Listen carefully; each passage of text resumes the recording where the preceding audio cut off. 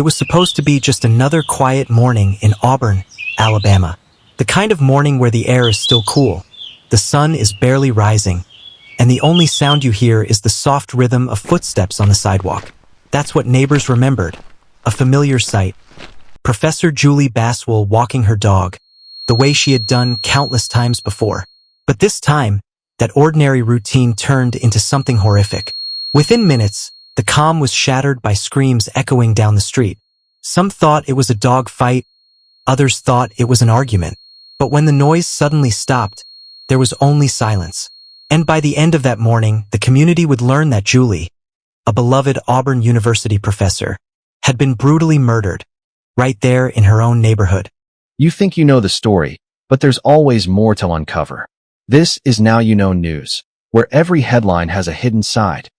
Julie Baswell wasn't just another name on a university staff page. She was someone students remembered years after graduation. In her classrooms, the lessons didn't end with textbooks. She connected with people on a personal level. She taught courses on family studies, focusing on the very fabric of human relationships, how people live, love, and struggle together.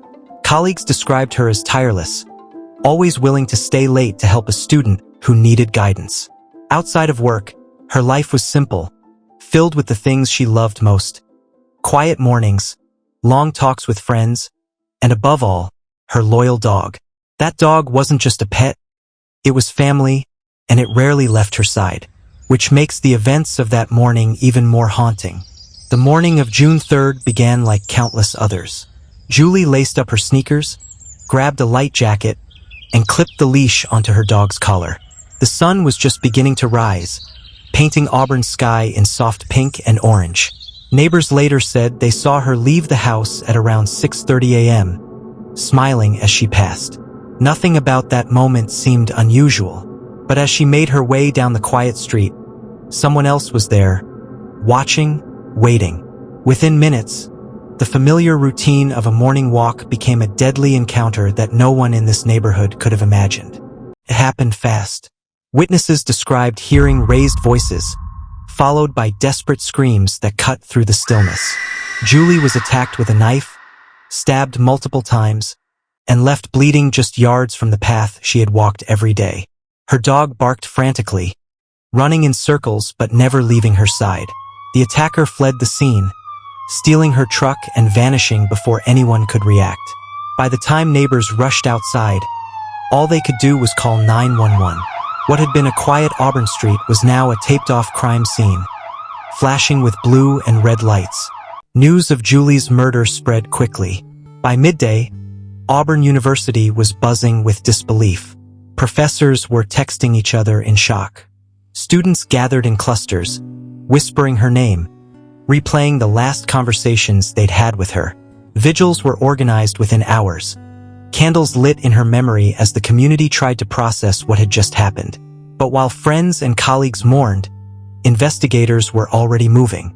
A stolen vehicle, witness descriptions, and a shaken community meant police had no time to waste. Julie's killer had to be found, and fast. The call to 911 set everything in motion. Auburn police rushed to the scene within minutes, finding Julie's body, her devastated dog, and neighbors in shock. Officers quickly pieced together the chaos. A violent attack, a fleeing suspect, and a stolen truck now missing from her driveway. Detectives knew the first 24 hours would make or break this case. They began canvassing the neighborhood, collecting statements, and pulling security camera footage from nearby homes. The urgency was clear. Whoever did this was armed, dangerous, and on the run. By midday, detectives had their first lead. A neighbor spotted Julie's pickup truck speeding away just after the attack. Within hours, police confirmed the vehicle had been abandoned a few miles outside town. Inside, investigators found fingerprints, traces of blood, and items belonging to Julie. Clear evidence linking the killer to the stolen vehicle. This wasn't random. The suspect had taken time to cover their tracks, ditching the truck before slipping into the shadows. For police, the discovery meant one thing. They were closing in. Witness interviews painted a chilling picture. Several residents described a man lurking around the neighborhood in the days before the attack. disheveled, unpredictable, and muttering to himself. When detectives cross-checked the descriptions, a name surfaced: Harold Dabney. He was no stranger to law enforcement, already known for a string of petty crimes and violent outbursts. With the truck abandoned and the trail heating up, Auburn police shifted the case from manhunt to targeted pursuit. The pieces were beginning to fit, and all signs pointed to Dabney. It didn't take long.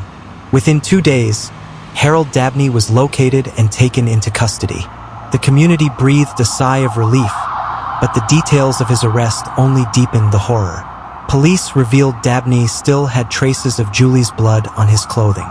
Detectives charged him with capital murder, carjacking, and using a deadly weapon. Prosecutors quickly confirmed they would seek the harshest possible sentence. For Julie's family and colleagues, the arrest offered relief, but also a new layer of questions. Who was this man? Why target her? And what twisted motive drove such brutality? As news of the arrest spread, the Auburn community gathered in grief and solidarity. Vigils lit the streets, flowers piled outside campus offices, and students stood in silence holding candles. Julie's colleagues spoke of her kindness, her dedication, and the void her death had left behind. Auburn's president released a statement calling her loss a wound to the heart of the university. But beneath the sorrow was also anger. Anger at the senselessness of the crime and determination to see justice carried out. Auburn had lost one of its brightest voices, and no verdict could bring her back. The accused killer was identified as Yumi Dabney, a 34-year-old Auburn resident with no prior violent record. Neighbors described him as quiet, almost withdrawn, someone who rarely engaged with the community. But investigators uncovered a darker side: a history of financial stress, erratic behavior, and an obsession with true crime forums. His digital footprint revealed late-night searches about violent crimes and disturbing questions about how police investigate murders. Suddenly, a picture began to emerge, not of a stranger who snapped, but of a man slowly spiraling out of control. Court filings revealed chilling details about the night before Julie was killed. Dabney had been seen pacing outside his apartment complex, mumbling to himself. Surveillance footage captured him leaving in the early morning hours, dressed in dark clothing. Prosecutors say he carried a backpack later found with duct tape, gloves, and a kitchen knife. To investigators, this wasn't a random outburst, it was a premeditated act. And the timeline matched almost perfectly with Julie's final walk. When Dabney appeared in court, the room was tense. Shackled, head lowered, he said almost nothing during the arraignment. Prosecutors presented the evidence: DNA on Julie's jacket, surveillance stills, and witness testimony. His defense attorney, however, painted him as mentally unstable, a man lost in paranoia, not a cold-blooded killer. The judge denied bond, citing the brutality of the crime. For Auburn, it was a first glimpse of the man accused of taking a beloved professor's life. Digging into Dabney's past, reporters found troubling incidents buried in his record: restraining orders filed by former roommates, complaints of violent outbursts, and years of untreated mental health struggles. Friends who once defended him began to admit they'd seen signs of instability. Police suggested these patterns may have escalated unchecked, until tragedy struck Julie. The more details surfaced, the clearer it became. This murder wasn't spontaneous. It was the end of a long, disturbing build-up. As the case moved forward, both sides prepared for a long fight. Prosecutors framed Dabney as a calculating predator. His defense argued for diminished responsibility, leaning on mental health. The trial promised shocking testimony, emotional witness accounts, and forensic evidence under the microscope. For Auburn, the courtroom would become not just a place of justice, but a stage where the haunting questions about Julie's death might finally be answered. The trial began with powerful testimony. Julie's students described her as a mentor who changed their lives. Forensic experts walked the jury through the chilling evidence: the knife, the DNA, the timeline. But the defense countered with mental health specialists, arguing Dabney was delusional and incapable of understanding his actions. Every detail was dissected, Every moment of Julie's final walk relived in painful detail. The courtroom was silent as jurors absorbed the weight of both arguments. After days of deliberation, the jury returned. Tension filled the air as the foreman stood. Guilty of murder in the first degree. Gasps rippled through the courtroom. Dabney showed no visible emotion, his eyes fixed on the table in front of him. Julie's family wept quietly, holding each other's hands. The judge's gavel came down, sealing a fate that had felt inevitable, but no less devastating. Justice had spoken, but closure remained far away. At sentencing, the prosecution pushed for the maximum penalty, emphasizing Julie's kindness and the brutality of the crime. The defense asked for leniency on grounds of mental illness. But when the judge spoke, his words were clear. This community lost a light it will never replace. Dabney was sentenced to life in prison without the possibility of parole.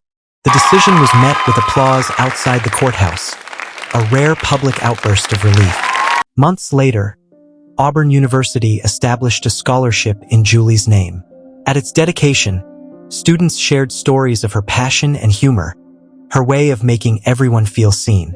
The community refused to let her be remembered only as a victim.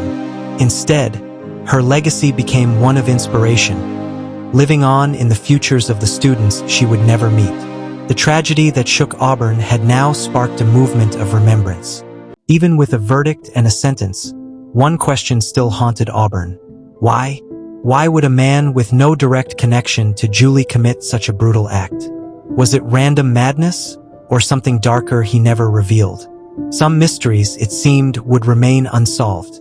But the story of Julie's life, her kindness, her work, her voice, would always matter more than the cruelty that ended it. Auburn chose not to remember the horror, but the hope.